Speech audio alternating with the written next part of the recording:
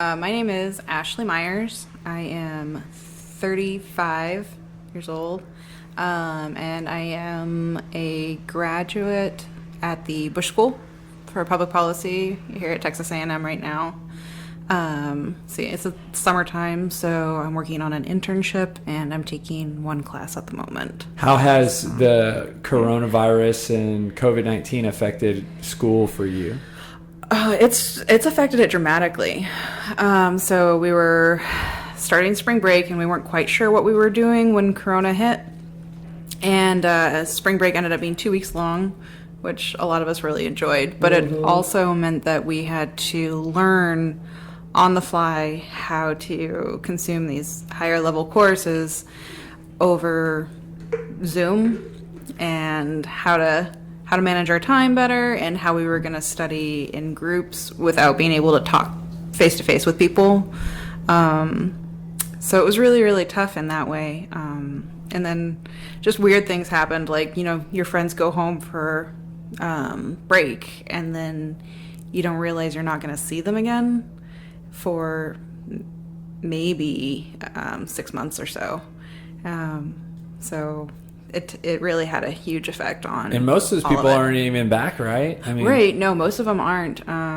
Like some of them, they're all spread out over the U.S. Some of my friends are here on Fulbright scholarships, and since they're international students, they don't know if they're going to be able to even stay at the moment because international students, they have to have in-person classes or it doesn't count. Oh, wow. So they're up in the air right now about whether or not they're going to be able to stay. So, and they come from all over. I've one friend who's from the country of Georgia, one's from Nicaragua, and they've already left all of their families, and now more disruption. So. Oh my! Currently you guys are still in online classes? We are, yes. And then is the fall? Have they said what they're going to do? Right now, they are planning to have in-person classes. But that's also up in the air right now. We just heard that Harvard's planning on staying within online classes solely. And usually what the Ivy Leagues do is what the rest of the colleges will follow. So I expect that there will be some changes. Wow. So we don't know. Well, definitely there's so much craziness in all of that, but we won't talk about that. Let's talk about your fitness journey, your 6-week challenge, your time here. So how long have you been at the gym? Do you remember when you got started? It's right at about a year now at this gym. Okay. Yeah. Awesome. Yeah. I thought so. And so let's talk about what brought you in. Like, what was the initial draw or reason you decided to come? To this gym specifically, or CrossFit? Just the gym, CrossFit, anything. Like, what led you to kind of say, "Hey, I want to start working out"? Okay, yeah. Well, what started me initially with working out was I had gotten to a place where physically I was unhappy with myself. I knew I was getting.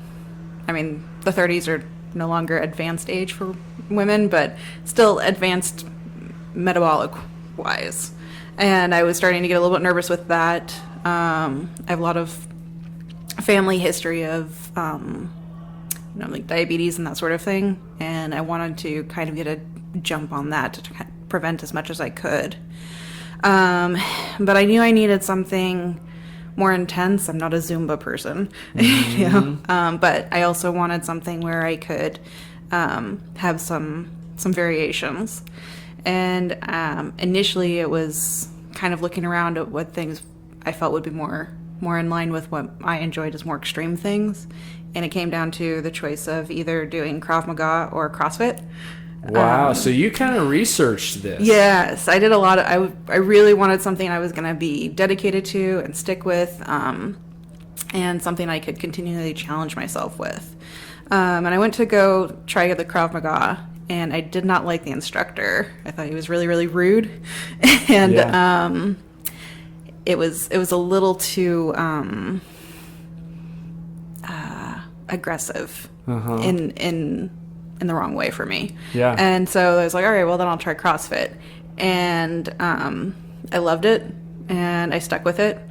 And that was back when I lived in Louisiana. So that was almost 3 years ago. How did you narrow it down to Krav Maga and CrossFit? Yeah, those are, I was kind of like looking around, and I had tried the, do it by yourself, go to the gym by yourself sort of thing. And I was like, okay, I need something structured. And then I kind of looked around and talked to friends, and they were like, oh, you should do yoga. And I talked to them about yoga and, Zumba and the other kind of like niche clicky things at the time, Soul Cycle, that stuff. Yeah. And none of it really clicked. All of it was like, this seems like you have to be, it almost seemed like the high school popular things to do versus the more inclusive things to do. And I wanted something that was going to be like, okay, we're gonna meet you where you are. You don't have to be, like super fit ahead of time. You can grow into it and become your own person in it. And that was what I was looking for. So that was 3 years ago in Louisiana. Right. What gym was it that you started at? I started at Ragin' CrossFit. Okay, that's in Lafayette? It is. Oh, yeah. I've heard of that gym. I've heard it's great. It's a terrific one. Yeah. Okay, so prior to that, let's go back a little bit more. So you would have been 32. Yeah. What was the last, decade like in your fitness prior to CrossFit? Oh, it was almost non-existent. Like, it was that transition time, going from undergrad into the working world and trying to get a grip on what it means to be an adult, and kind of trying to figure out who you are now that nobody else is telling you what to do. You got to figure out for yourself. And I had I had gotten married for a while and got divorced for a while after that, and so there's a lot of different shifts going on of trying to figure out my identity. Where'd you go to undergrad? I went to Southern Oregon University. Okay, so you kind of been all over the place. I've lived a lot of places, yeah. And had fitness ever been something that you wanted to do, or was it something that was ever kind of like a true hobby or recreation? Not in that sense. My dad was really into sports, and part of his philosophy was that you always need to be active, but it was always with like the winner's goal in mind. Like, you're gonna be you're gonna be the top person. Competition, and the competition is the sports that I did were like swimming and softball, and what I learned between those two was that I really liked being competitive with myself, which is much more of what swimming was. And I did that throughout high school. But again, it was one of those things where somebody else is already always dictating what you're doing when you're doing it, because you're in high school and you don't have a lot of autonomy yet. So your life's already set for you. Yeah. I enjoyed that part of it. And I had really, when I started trying to figure out what I wanted to do for myself, I kind of sat down and was like, well, I don't really care about comparing myself to other people, because there's always going to be somebody out there who's, maybe a little bit better in one particular thing or another, and comparing yourself to two different people is apples and oranges all the time. So I just wanted something where I would always be striving for better for myself. During that 10 years, I would say, or I would say in your 20s, right? Yeah. Did you start and stop anything? Let's see, what did I do? Not really. I tried to go to the gym with friends a couple of times, and I tried running by myself a couple of times, and I did stick with the running for a long time in my late 20s, and that was really very helpful. But I was also being a waitress at the time, so I was always on my feet, and so keeping in shape wasn't really a challenge. Did you do like a half marathon or anything? No, it was just structured. It was just go out with my dog in the morning and take a run down the street. Yeah, just a habit, just to get me going. So when you're in Lafayette, you're searching, you're ready to do something, you start CrossFit. What was it like? Like, give me the first few months. What was the experience like? Well, one of the things that I don't think anybody ever warns you about is when you start something like that, it is shockingly emotional your first week. And you're doing a lot of negotiating with yourself when you're in your workout. All the doubts are coming in, like, what made you think you could do this? This is like one of the most extreme sports out there. And you're like, yeah, I can do this, So I had to, like, the first week, everybody's super nice. Everybody's always nice in CrossFit. That's one of the really great things about it, is everybody's very supportive. But the first week, everybody's like, hey, so glad you got here, proud of you for coming in the first week. And I'm like trying to run out the door, like, nobody's going to see me cry right now because I'm so emotional. So that was, nobody warns you about that. So keep an eye out for that. Talk about the internal voices, because I think I just had a conversation with somebody yesterday, and usually I say when a new client especially comes into the gym, there's a lot of negative self-talk, and I wouldn't even say a new client. I would even say just most people, that's the voice that's speaking to them in silence. And can you expand on that a little bit, how you've learned to, whether it's silence that voice or respond to that voice or deal with that voice? Oh gosh, that voice is really loud, especially when you're a newbie to something, or and when you don't necessarily have the greatest self-confidence, which when you're coming from a place of like already feeling like you have to improve yourself, that's a really strong voice. But there are a lot of different techniques to get through it. When you're starting out, just the idea that you're showing up, and you're taking it on yourself. You should be proud of yourself, and you should tell yourself that you're proud of yourself, because you're at place 0. You are learning the lingo, you are learning the techniques, you are challenging yourself with skills that you didn't even think about. Like, you've seen people jump on a box, but how many adults actually like jump on things when they're adults? That's kid play. So, you've taught yourself, you have to unlearn all of these habits of telling yourself that you're too old to do something, or you're just not good enough. So you have to learn all of those things, that you're breaking down those walls that you've put up for yourself. So that's the biggest challenge. And you learn to like talk to yourself through that. Like, okay, well, this was my first week and I made it. I hurt all over. I didn't even know I had muscles in certain places until they hurt, but I learned that I had those muscles. So giving yourself positive affirmations, giving yourself like small, even if it's like ridiculously small, like steps to get through every day. Like, I set my alarm 5 minutes earlier today so that I can, make my shake before I go. That sort of thing. You give yourself accolades for that. And as time goes on, you see the small improvements. Like, I couldn't do one push-up before. I always had to do them on my knees. So I did one push-up, and that's a big accomplishment. So those little milestones, those are things that you talk yourself through.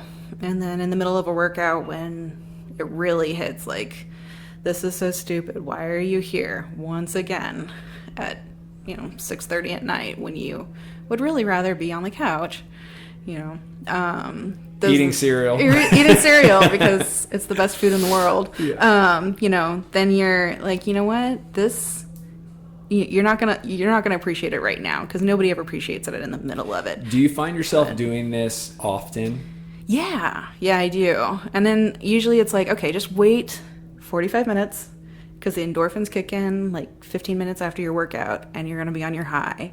So I'll talk to myself about that in the middle of it.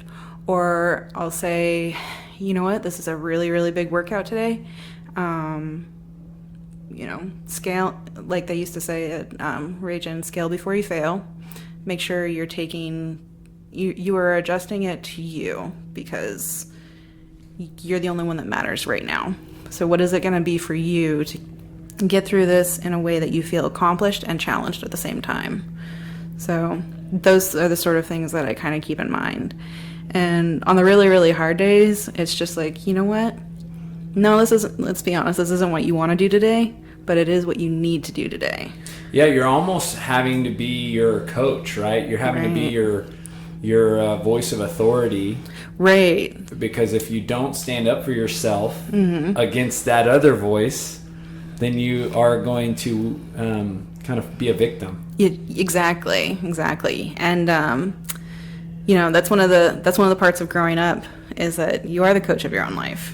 So that takes a long time for a lot of people to learn. Yeah, but in working out, it sounds like it was a great way to embrace that. I'm sure school in another way is that, and different challenges that you face in life. So when you were going through that first 12 months, did you have moments you wanted to quit?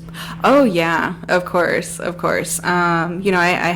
had an injury. I had to really scale back from that, and that really hurt. That made me almost want to quit, because I was like, oh well, you just broke yourself. So what'd you do? How'd you hurt yourself? I was actually jumping off the box jump and tweaked my knee really bad.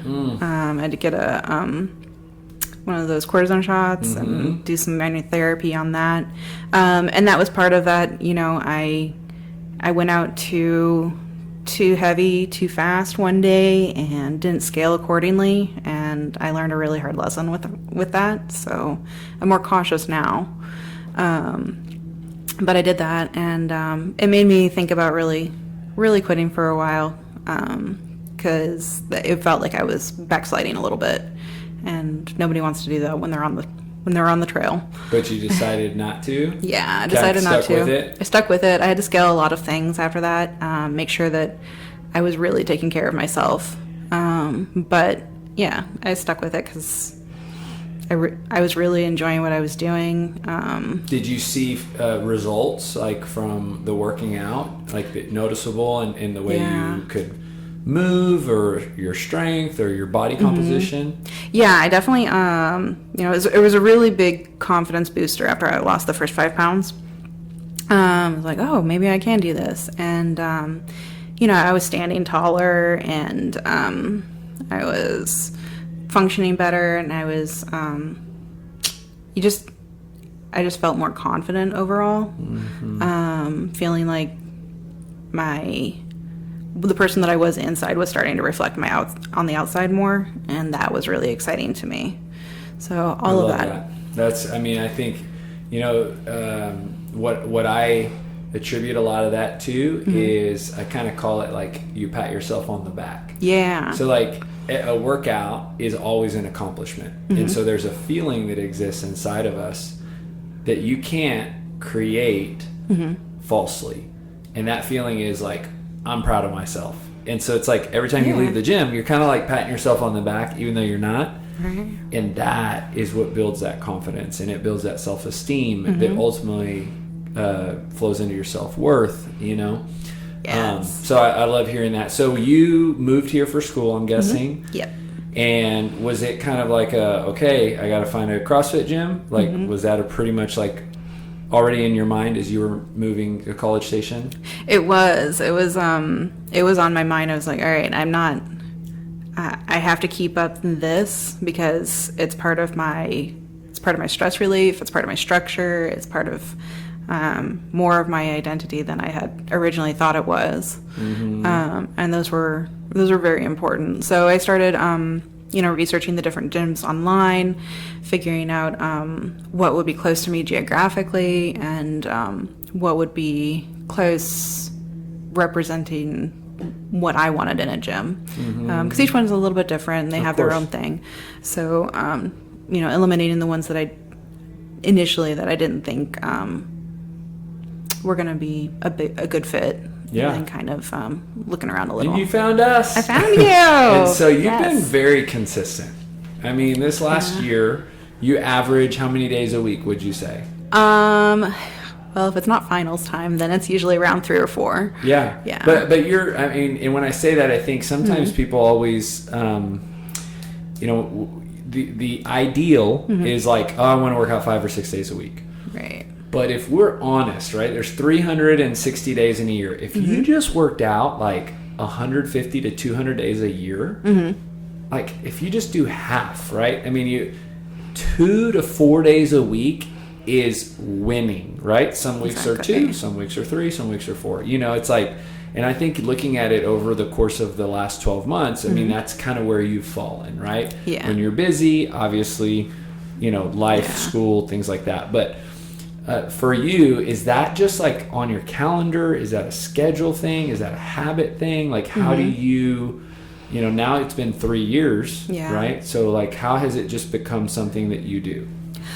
Well, like I said, it's part of my stress relief. So I know it's something that I have to keep on my radar. So when I'm making like my school schedule, I'll keep in mind like, okay, what can I fit in here at this time, and what can I not negotiate? So I'll keep that in mind, and then I'll kind of look at my week like, okay, these are the things that I have to get done. Where do I fit my workouts in there so that it's a priority for me every step of the way. Yeah. And here in the last month or so, you have recently started a 6-week challenge. Yes. So I want to hear kind of how that decision, you and I spoke about it months ago with Saqib too, and you really wanted to do it and the time wasn't right.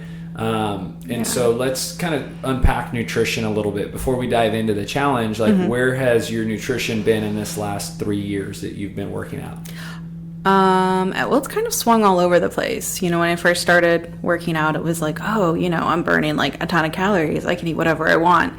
And my body's just not made that way anyway. So that was something I had to really negotiate and scale back on. And then, kind of started researching a little bit, like what are more things that I should be eating or not eating?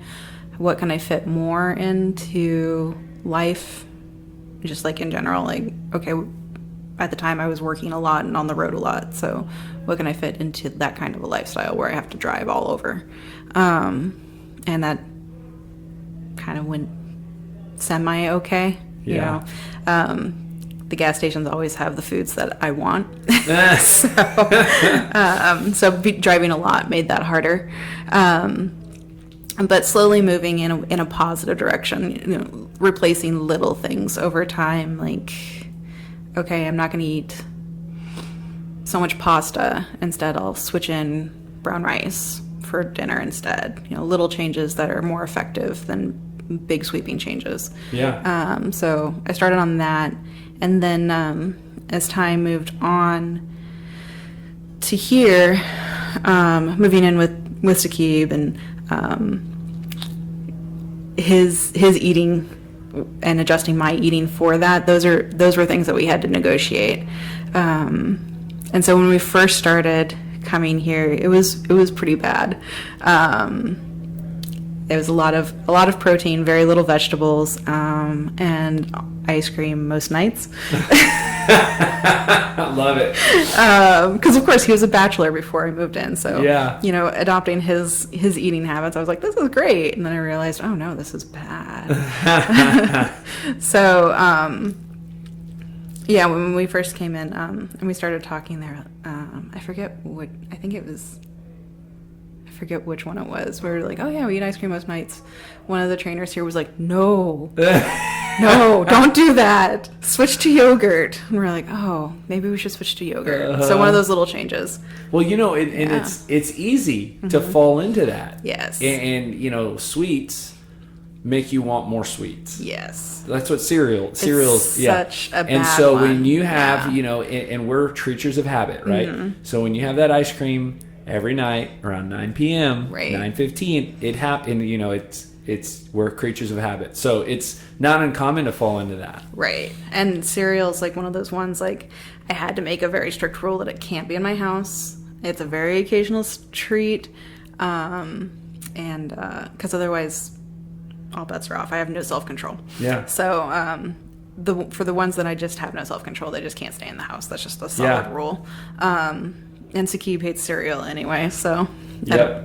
I don't understand it, but so then it's weird. it was probably a few months ago you said, I want to turn it up a little bit. I want to dial in my nutrition. Yeah, I want to dial it in more. Part of it was Sakib really wanted me to do it. He knows how important this is for me to have this journey, and he wants to support it. And he'd been telling me for months, like, I think you should just do it. I think you should just do it. And I was like, I don't know. So then our wedding is coming up, and he's like, you could just do a little bit more before the wedding, and I think you'd be even happier, and I think this would set you even more on your path. And I was like, fine, if you want that to be your wedding gift to me, then fine. Love it. So that's what the final straw was to get me on that. Okay, so how long ago did you start? Let's see. I'm right at about 3 weeks. Okay, halfway. So far, give me what you've learned. What I've learned. Let's see. What I've learned so far is I really love peanut butter. And that was one of my, when I'm hungry, go-to snacks. I would eat a lot of peanut butter. We went through a lot of peanut butter. It's easy to do. It's very It's like easy. ice cream, but it's more dense. Right? And it's so good. It's so delicious. I agree. But having to track, I didn't realize that until I had to track everything, and having that shake in the middle of the day instead of the peanut butter was a big one for me. There was probably the first week there, I was like, I miss you, peanut butter. I miss it. So that was when I really learned. I learned, like, I'd been kind of weighing food before, but this one really made me start to weigh all the food. And that was an interesting idea. What meat portions really look like. That one, because I didn't realize how big my portions were. So that was an interesting one. I learned how much I really do love vegetables. Because in the meal plan, it's about a cup of vegetables, and that's just not enough for me. I wanted more. I wanted more vegetables. So we did adjust that a little bit. I learned also that I'm a little carb sensitive. And that had to be adjusted a little bit for me. I was not a good person with no carbs during the day. And I was also, that one was shocking. Yeah. how bad my attitude got. Everything you're saying is great to hear, because I think those are things that, unless you're kind of immersed into a program that's bringing awareness to nutrition, it's really hard to come to these conclusions on your own, right? Because it is. We'll just eat whatever, and we don't really know. And if we're not weighing, measuring, tracking, in tune with it, there's, I call it drifting. It's like being out in the ocean. Yeah. And when you're in the ocean, we've all put our beach towel umbrella somewhere, and then 45 minutes later, we're way over to the side. Way over. And that's what happens, right? It's the current of life, the current of the way that we eat. Yeah. That unless we are swimming against the current, which is what you're doing right now for 3 weeks, and what hopefully we'll continue to do at maybe not at the intensity that you're swimming right now, because the 6-week challenge is intended to be almost like a mini semester, right? So it's, comparatively to a regular class semester, that, you might meet 3 times a week, or in a mini semester, it's like every day. Tests every week, and so 6-week challenge is just a crash course. It's a really intense period of time, and then the outcome after that is that you've become aware, you've almost opened your eyes in a new way to your habits. And then you keep some good ones, right? So halfway so far, how has your results been? They've been pretty good. I'm next week we'll do our next weigh-in, but I've lost around 5 pounds so far. Awesome. So that's really cool to me. My genetic history makes it really hard to lose weight in general, so this is a really good thing. It's encouraging, right? Especially if and everybody, this is what I tell everybody, has a different body, right? So, and most people have had different relationships with food, different relationships with the scale, different relationships with weight loss. But what I have found is when we eat right, your body responds. Yeah. Even if it's in the way you feel, right? Even as, and ultimately over time, you can, get your body to where you'd like it to be. Yeah. It just takes time. It just takes time. Yeah. Have you, so in the 3 weeks, have you kind of felt like, okay, this is something I could see myself doing longer? Yeah. I do. And that's kind of what I wanted, was something that I would be able to adopt into everyday life. Like, not quite to the extreme that it is right now, but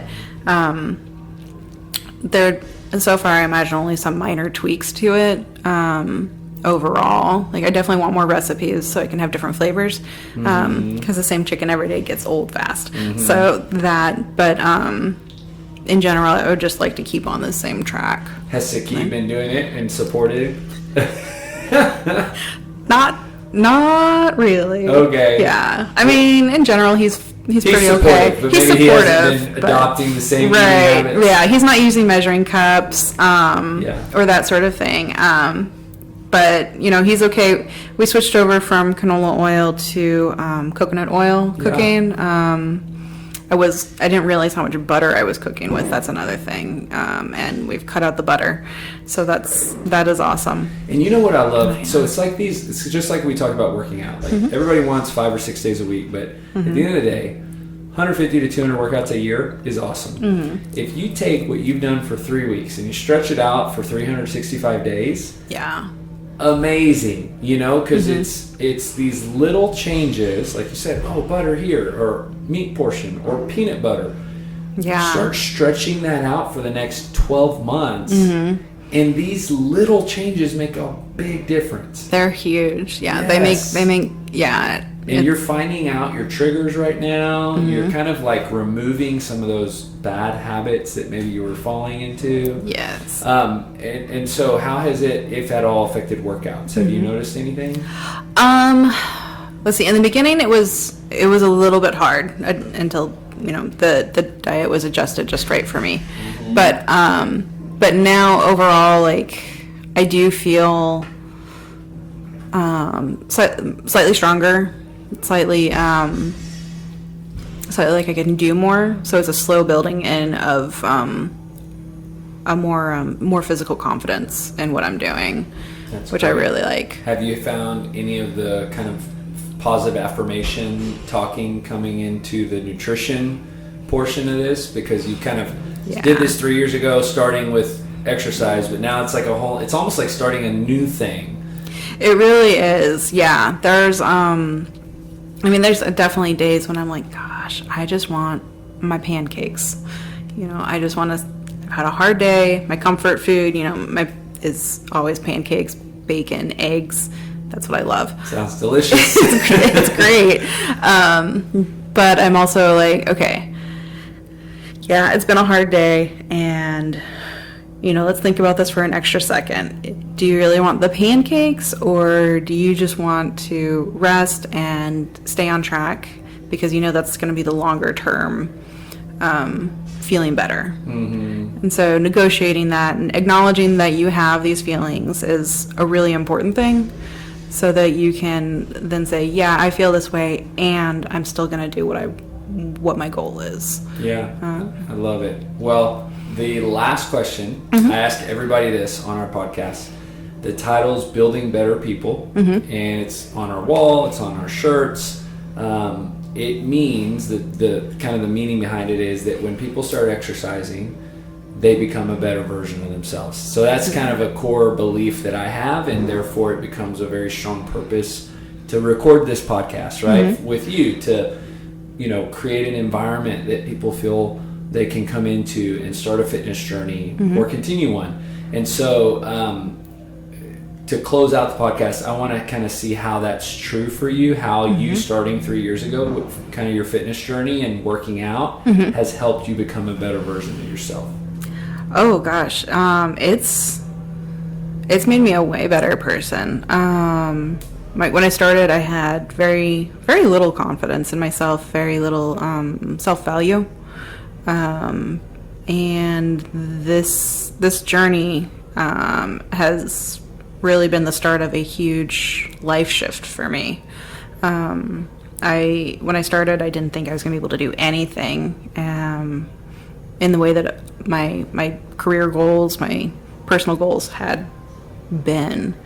But then slowly gaining the mental strength that it takes to do these kind of workouts, and that building into my personal confidence helped me build myself to a place where I had the confidence to apply to grad school and to kind of just make huge shifts in the way that my life was into what I'm creating it to be in the future. So that's really like a huge pinpoint for me, and just that's where things started to change.